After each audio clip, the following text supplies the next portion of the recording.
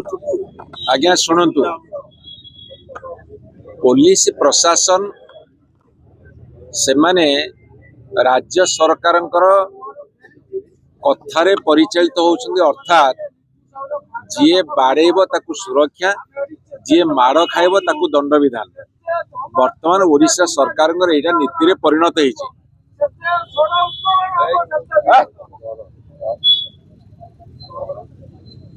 वर्तमान ओडिशा सरकार नीति होइछि जी बाड़ेब ताकू सुरक्षा दिया जिवो जी माड़ खाइब ताकू दंड दिया जिवो। ये वर्तमान ओडिशा भारतीय जनता पार्टी सरकार नीति और आदर्श प्रथम कथा।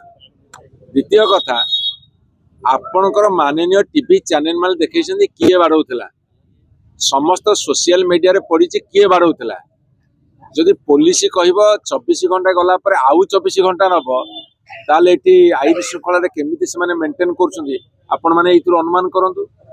सारा ओडिसा रो सकाळु एते टेलीफोन आसिलानी जे आज्ञा ये जो इश्यू हेइची याकू जदि पुलिस विभाग राज्य सरकार तुरंत कार्यानुष्ठान ग्रहण करेनि आपण माने आंदोलन जारी रखंतु।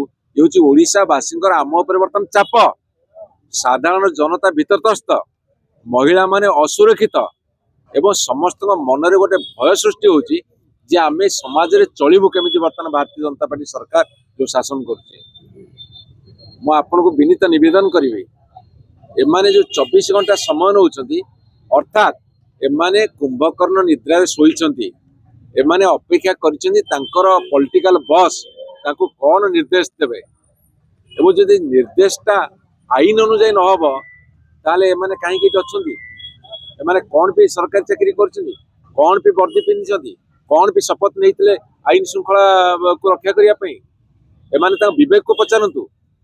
विवेक बोली शब्द जदि मरी जीवो ताहाले भारत वर्षर गणतंत्र नाही बोली कहबाक पड़िबो। एटी जंगल राज चलची एटी तालिबान शासन चलची ए जंगल राज तालिबान शासन विरुद्ध रे ए तीव्र जन आंदोलन आपन विनीत निवेदन करिवे ओडिशा वासिंगर जो चाप अछि ए जो पुलिस विभाग ए सरकार तुरंत तुरंत संध्या सुधा कार्यानुष्ठान नियंतु नले शीत काकर रे पड़ी रहिबो एटू उठिबो।